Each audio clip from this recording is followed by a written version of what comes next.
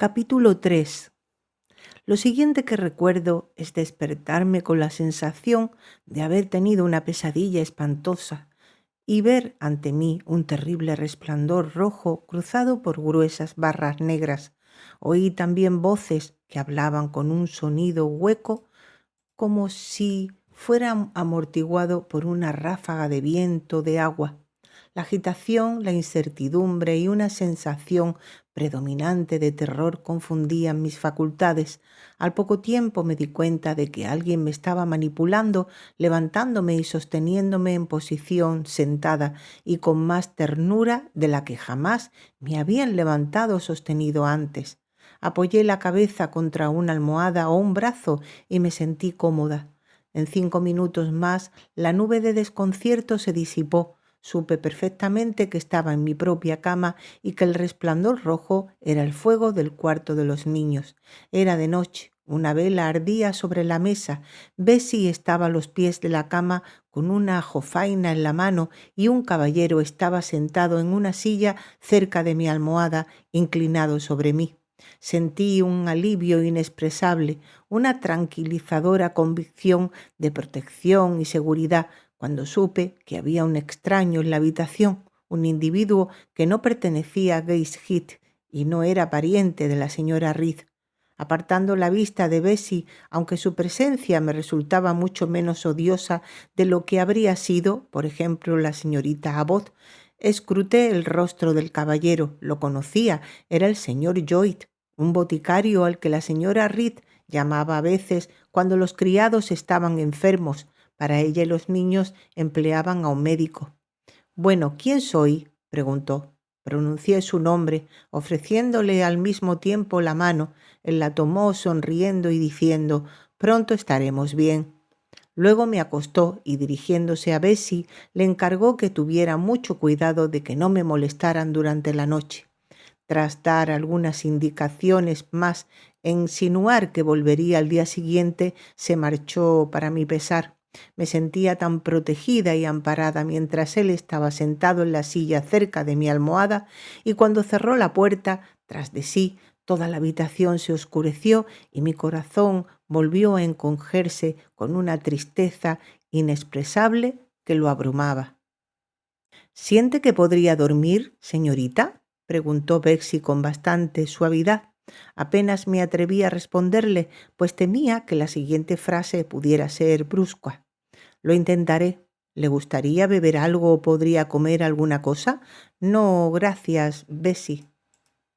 «Entonces creo que me iré a la cama, porque pasan de las 12, pero puede llamarme si necesita algo durante la noche». Maravillosa amabilidad. Me animó a hacer una pregunta. «Bessie, ¿qué me pasa? ¿Estoy enferma?» «Supongo que se puso enferma en el cuarto rojo de tanto llorar. Pronto estará mejor, sin duda». Bessie fue al cuarto de la doncella que estaba cerca. La oí decir: «Sara, vengan a dormir conmigo al cuarto de los niños. Por nada del mundo me atrevo a estar sola con esa pobre niña esta noche. Podría morirse. ¿Es tan extraño que le haya pasado todo eso? Me pregunto si vio algo. La señora fue demasiado dura con ella». Sara regresó con ella. Ambas se acostaron. Estuvieron susurrando juntas durante media hora antes de quedarse dormidas. Capté fragmentos de su conversación, de los cuales pude inferir con demasiada claridad el tema principal de discusión. Algo pasó a su lado, todo vestido de blanco, y se desvaneció. Un gran perro negro detrás de él, 3 fuertes golpes en la puerta de la habitación, o una luz en el cementerio justo sobre su tumba, etcétera, etcétera. Finalmente ambas durmieron. El fuego y la vela se apagaron para mí. Las vigilias de aquella larga noche transcurrieron en una espantosa desvela. Oído, ojo y mente estaban igualmente tensos por el pavor, un pavor como solo los niños pueden sentir. Ninguna enfermedad corporal grave o prolongada siguió a este incidente del cuarto rojo. Solo supuso para mis nervios una conmoción cuya reverberación siento hasta el día de hoy. Sí, señora Reed, a usted le debo algunas terribles punzadas de sufrimiento mental, pero debo perdonarla, porque no sabía lo que hacía. Mientras desgarraba las fibras de mi corazón, pensaba que solo estaba arrancando de raíz mis malas inclinaciones. Al día siguiente, a mediodía, ya estaba levantada y vestida y me senté envuelta en un chal junto al fuego del cuarto de los niños. Me sentía físicamente débil y abatida, pero mi peor dolencia era una desdicha mental inefable, una desdicha que me arrancaba lágrimas silenciosas. Apenas me secaba una gota salada de la mejilla y seguía otra y otra. Sin embargo, pensé, debería haber estado feliz porque ninguno de los Reed estaba allí. Todos habían salido en el carruaje con su mamá. Abbott también cosía en otra habitación y Bessie, mientras se movía de un lado a otro guardando juguetes y ordenando cajones, me dirigía de vez en cuando una palabra de inusitada amabilidad. Este estado de cosas debería haber sido para mí un paraíso de paz. Acostumbrada como estaba a una vida de incesantes reprimendas y fatigas ingratas, pero, de hecho, mis nervios torturados estaban ahora de tal estado que ninguna calma podía sosegarlos y ningún placer excitarlos agradablemente. Bessie había bajado a la cocina y trajo consigo una tartaleta en un plato de porcelana vistosamente pintado, cuyo pájaro del paraíso, anidado en una guirnalda de convóbulos y capullos de rosa, solía despertar en mí un entusiasta sentimiento de admiración, y cuyo plato había pedido a menudo que me permitieran tomar en la mano para examinarlo más de cerca, pero hasta entonces siempre se me había considerado indigna de tal privilegio. Este precioso recipiente fue colocado ahora sobre mis rodillas y fui cordialmente invitada a comerme el círculo de delicada pastelería que contenía. Vano favor, llegaba como la mayoría de los favores largamente aplazados y a menudo deseados. Demasiado tarde. No pude comerme la tartaleta y el plumaje del pájaro, los tintes de las flores, parecían extrañamente desvaídos. Aparté tanto el plato como la tartaleta. Bessie preguntó si quería un libro. La palabra libro actuó como un estímulo transitorio y le rogué que trajera Los viajes de Gulliver de la biblioteca. Este libro lo había releído una y otra vez con deleite. Lo consideraba una narración de hechos y descubría en él una veta de interés más profunda que la que encontraba en los cuentos de hadas, pues en cuanto a los duendes, habiéndolos buscado en vano entre las hojas y campanillas de las dedaleras, bajo las setas y bajo la hiedra terrestre que cubría los viejos rincones de los muros, finalmente me había resignado a la triste verdad de que todos se habían marchado de Inglaterra a algún país salvaje donde los bosques eran más agrestes y espesos y la población más escasa, mientras que siendo Lilliput y Brondinnan en mi credo partes sólidas de la superficie de la tierra, no dudaba de que algún día, emprendiendo un largo viaje, vería con mis propios ojos los pequeños campos, casas y árboles, la gente diminuta, las vacas y ovejas y pájaros diminutos de un reino, y los trigales altos como bosques, los poderosos mastines, los gatos monstruosos, los hombres y mujeres como torres del otro. Sin embargo, cuando este preciado volumen fue puesto ahora en mis manos, cuando pasé sus hojas y busqué en sus maravillosas ilustraciones el encanto que, hasta ahora, nunca había dejado de encontrar, todo era misterioso y lúgubre. Los gigantes eran espectros demacrados, los pigmeos duendes malévolos y temibles, Gulliver, un vagabundo desolado en regiones de los más terribles y peligrosas. Cerré el libro que ya no me atrevía a leer y lo puse sobre la mesa junto a la tartaleta intacta. Bessie ya había terminado de quitar el polvo y ordenar la habitación y tras lavarse las manos abrió un pequeño cajón lleno de espléndidos retales de seda y raso y empezó a hacer un sombrero nuevo para la muñeca de Georgiana. Mientras tanto cantaba su canción. Era en los días en que íbamos de Cingaros.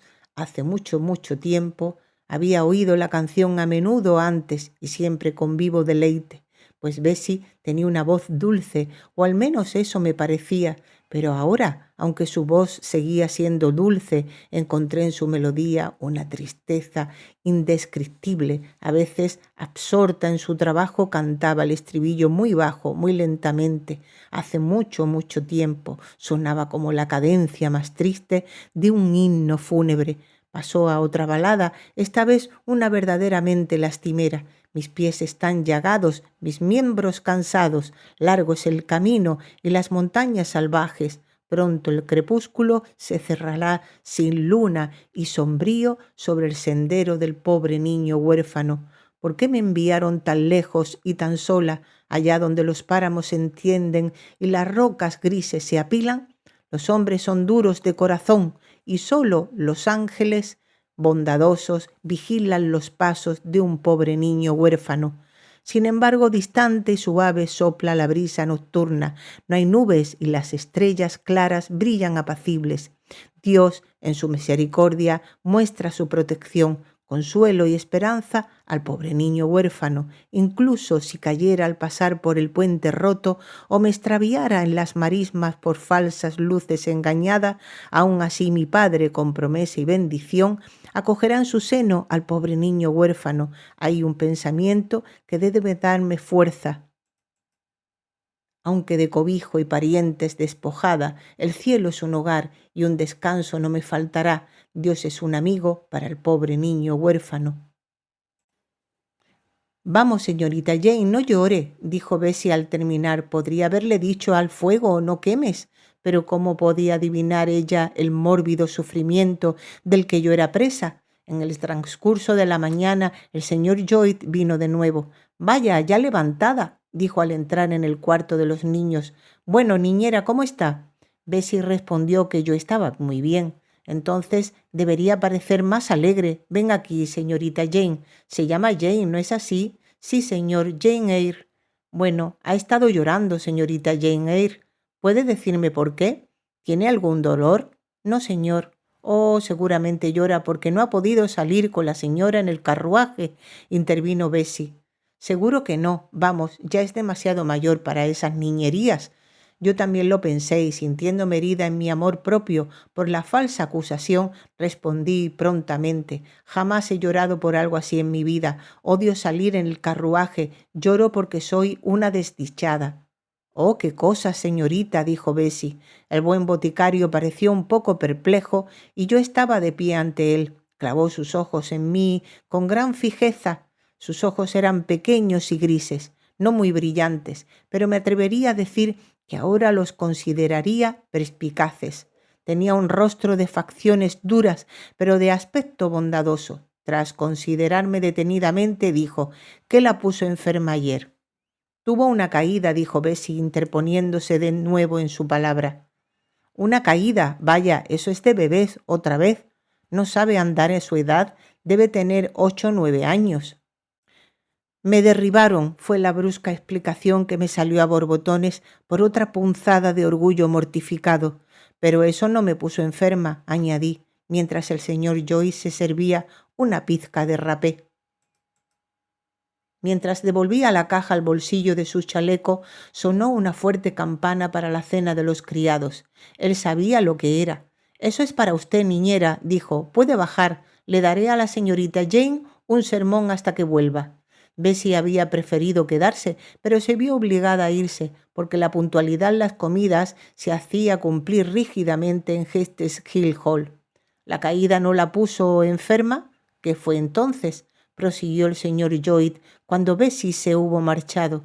Me encerraron en una habitación donde había un fantasma hasta después del anochecer. Vi al señor Lloyd sonreír y fruncir el ceño al mismo tiempo. Un fantasma. Vaya, después de todo es usted una cría. ¿Le dan miedo los fantasmas? El fantasma del señor Rees, sí. Él murió en esa habitación y allí lo velaron.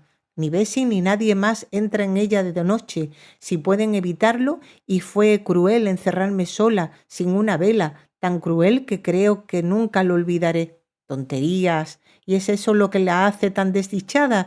¿Tiene miedo ahora a la luz del día? No, pero la noche volverá pronto y además soy infeliz, muy infeliz, por otras cosas. ¿Qué otras cosas? ¿Puede contarme algunas? Cuánto deseaba responder plenamente a esta pregunta. Qué difícil era formular una respuesta. Los niños pueden sentir, pero no pueden analizar sus sentimientos, y si el análisis se efectúa parcialmente en el pensamiento, no saben cómo expresar el resultado del proceso en palabras. Temerosa, sin embargo, de perder esta primera y única oportunidad de aliviar mi pena comunicándola, tras una pausa turbada, me las arreglé para formular una respuesta escueta, aunque hasta donde llegaba a veraz. Para empezar, no tengo padre ni madre, ni hermanos ni hermanas. Tiene una tía y unos primos amables. De nuevo hice una pausa, luego torpemente enuncié. Pero John Reed me derribó y mi tía me encerró en el cuarto rojo. El señor Lloyd sacó por segunda vez su caja de rapé. ¿No le parece Hest Hill Hall una casa muy hermosa?, preguntó. ¿No está muy agradecida de tener un lugar tan espléndido donde vivir?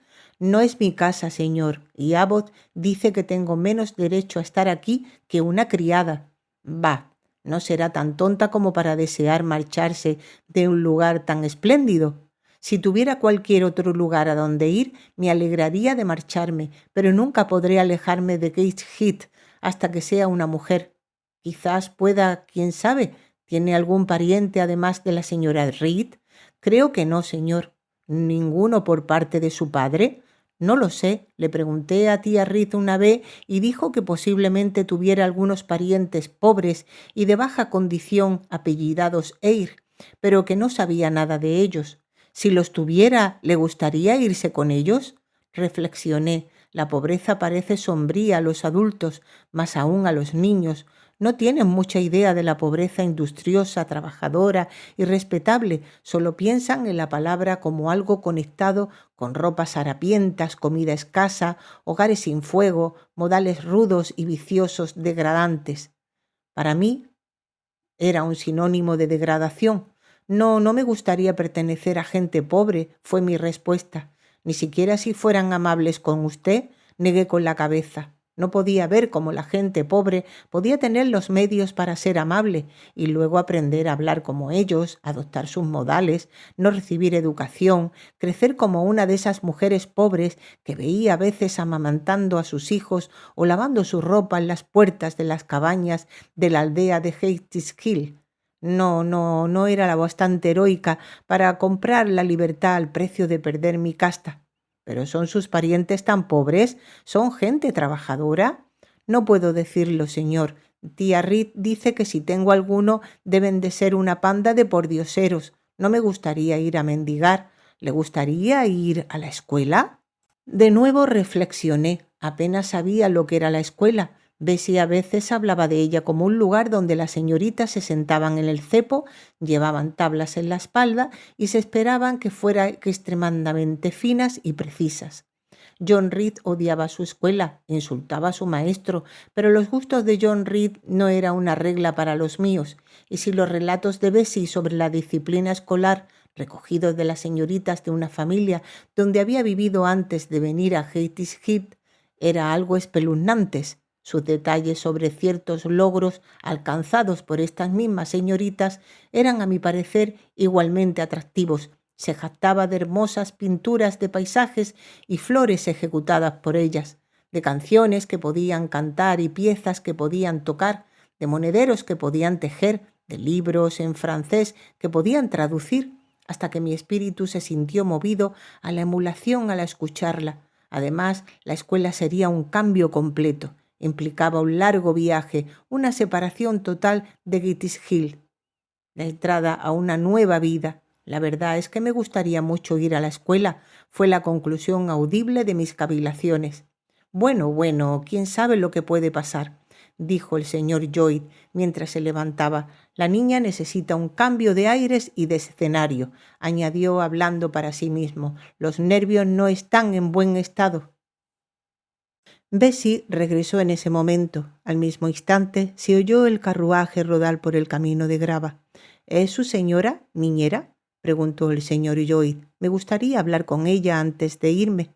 Bessie lo invitó a pasar al comedor de diario y le abrió camino. En la entrevista que siguió entre él y la señora Reed, presumo, por los acontecimientos posteriores, que el boticario se aventuró a recomendar que me enviaran a la escuela, y la recomendación fue sin duda adoptada con bastante facilidad, pues como dijo Abbott al discutir el asunto con Bessie mientras ambas cosían en el cuarto de los niños una noche, después de que yo estuviera en la cama y como ellas pensaban, dormida.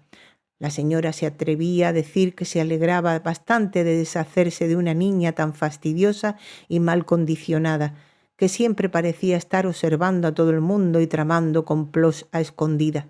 Abbott, creo, me atribuía el mérito de ser una especie de Guy-Fawkes infantil. En esa misma ocasión me enteré, por primera vez por las comunicaciones de la señorita Abbott, de que mi padre había sido un clérigo pobre y que mi madre se había casado con él contra los deseos de sus amigos, que consideraban el matrimonio por debajo de su condición, que mi abuelo Reed se irritó tanto por su desobediencia que la desheredó sin un chelín, que después de que mi madre y mi padre llevaran casados un año, este último contrajo el tifus mientras visitaba a los pobres de una gran ciudad industrial donde se encontraba su curato y donde esa enfermedad era entonces prevalente, que mi madre se contagió de él y ambos murieron con un mes de diferencia. Bessie, al oír esta narración, suspiró y dijo: «Pobre señorita Jane, también es digna de lástima, Abbott». «Sí», respondió Abbott, «si fuera una niña agradable y bonita, uno podría compadecerse de su desamparo, pero uno realmente no puede preocuparse por un renacuajo como ese». «No mucho, desde luego», convino Bessie. «En cualquier caso, una belleza como la señorita Georgiana sería más conmovedora en la misma condición». «Sí, adoro a la señorita Georgiana», exclamó la fervorosa Abbott. «Pequeño tesoro, con sus largos rizos y sus ojos azules, y un color tan dulce como el que tiene, como si estuviera pintada. Bessie, me apetecería una tostada de queso para cenar». «A mí también, con una cebolla asada. Venga, bajemos». Y se fueron.